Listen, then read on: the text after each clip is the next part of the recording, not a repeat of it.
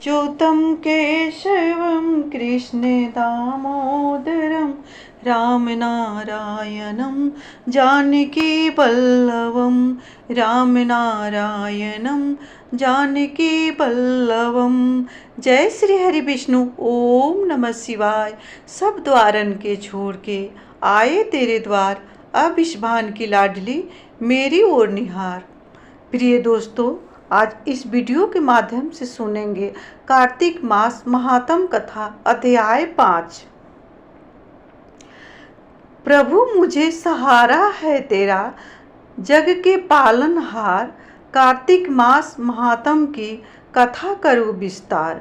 राजा पृथ्वी बोले, हे नारद जी, आपने कार्तिक मास में स्नान का फल कहा, अब अन्य मासों में विधि पूर्वक स्नान करने की विधि, नियम और उद्यापन की विधि भी बतलाइए।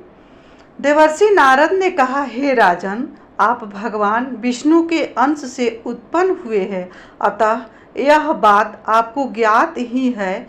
फिर भी आपको यथाचित विधान बतलाता हूँ, ध्यान पूर्वक सुनिए। आश्विन माह के शुक्ल पक्ष की एकादशी से कार्तिक मास के व्रत करने चाहिए। ब्रह्मा मुहूर्त में उठकर जल का पात्र लेकर गांव से बाहर पूर्व अथवा उत्तर दिशा में जाना चाहिए। उसके बाद जो मनुष्य मुख शुद्धि नहीं करता, उसे किसी भी मंत्र का फल प्राप्त नहीं होता। अतः दांत और जीभ को पूर्ण रूप से शुद्ध करना चाहिए और निम्नलिखित मंत्र का उच्चारण करते हुए दातून तोड़नी चाहिए। हे वनस्पते, आप मुझे आयु, कृति, तेज, प्रज्ञा, पशु संपत्ति, महाज्ञान, बुद्धि और विद्या प्रदान करो। इस प्रकार उच्चारण करके वृक्ष से 12 अंगुल की दातून ले। दूध वाले वृक्षों से दातून नहीं लेनी चाहिए। इस प्रकार कपास, कांटेदार वृक्ष तथा जले हुए वृक्ष से भी दातून लेना मना है, जिससे उत्तम गंध आती हो और जिसकी टहनी कोमल हो। ऐसे ही वृक्ष से दंत धावन ग्रहण करना चाहिए। प्रतिपदा, अमावस्या, नवमी, छठी, रविवार को चंद्र तथा सूर्य ग्रहण में दातून नहीं करनी चाहिए।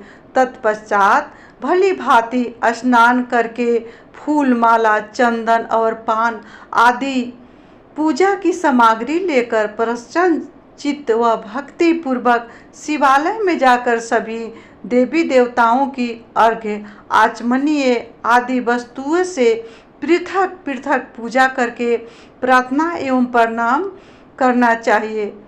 फिर भक्तों के स्वर में स्वर मिलाकर श्री हरि का कीर्तन करना चाहिए। मंदिर में जो गायक भगवान श्री हरि का कीर्तन करने आए हो, उनका फूल, माला, चंदन, तांबूल आदि से पूजन करना चाहिए, क्योंकि दिवालियों में भगवान विष्णु को तपस्या, योग और दान द्वारा प्रसन्न करते थे। परंतु कलयुग में भगवत गुणगान को ही भगवान श्री हरि को प्रसन्न करने का एकमात्र साधन माना गया है।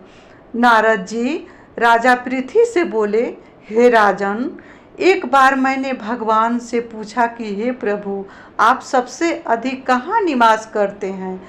इसका उत्तर देते हुए भगवान ने कहा, हे नारद, मैं वैकुंठ या योगिनियों के हृदय में ही निवास नहीं करता, अपितु जहाँ मेरे भक्त मेरा कीर्तन करते हैं, मैं वहाँ अवश्य निवास करता हूँ। जो मनुष्य चंदन, माला आदि से मेरे भक्तों का पूजन करते हैं, उनसे मेरी ऐसी प्रीति होती है जैसी कि मेरे पूजन से भी नहीं हो सकती। नारद जी ने फिर कहा, शीरीष, धतूरा, गिरजा, चमेली, केसर, कंदार और कटहल के फूलों व चावलों से भगवान विष्णु की पूजा नहीं करनी चाहिए। ओढ़ाउल, कंद, गिरीश, जूही, मालती और केवड़ा के पुष्पों से भगवान शंकर की पूजा नहीं करनी चाहिए। जिन देवताओं की पूजा में जो फूल निर्दिष्ट है उन्हीं से उनका पूजन करना चाहिए। पूजन समाप्ति के बाद भगवान से क्षमा प्रार्थना करनी चाहिए। हे सुरेश्वर, हे देव, न मैं मंत्र जानता हूँ न क्रिया, मैं भक्ति से भी हीन हूँ।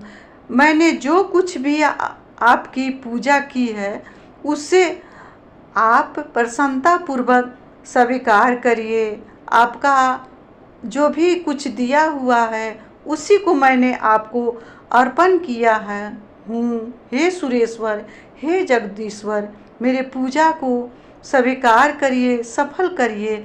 ऐसी प्रार्थना करने के पश्चात साष्टांग प्रणाम करके भगवत कीर्तन करना चाहिए, श्री हरि की कथा सुननी चाहिए और प्रसाद ग्रहण करना चाहिए। जो मनुष्य उपरोक्त विधि के अनुसार कार्तिक व्रत का अनुष्ठान करते हैं वह जगत के सभी सुखों को भोगते हुए अंत में मुक्ति को प्राप्त करते हैं। कार्तिक महात्म कथा। हरि ओम तत्सत। प्रिय दोस्तों, आज यहाँ पर कार्तिक महात्म की 5वां अध्याय का कथा विराम ले रही हूँ। मिलती हूँ 6ठे अध्याय की कथा में।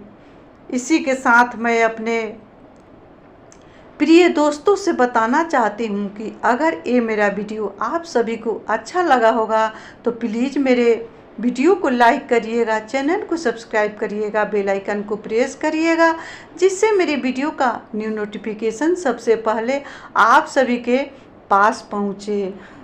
और वीडियो अच्छा लगा होगा तो लाइक अवश्य करिएगा और कमेंट भी किया करिएगा, क्योंकि आपका लाइक और कमेंट मेरे लिए बहुत महत्वपूर्ण है। इससे मुझे काफ़ी हिम्मत और प्रेरणा मिलती है। जय श्री राधे, जय श्री राधे, जय श्री राधे।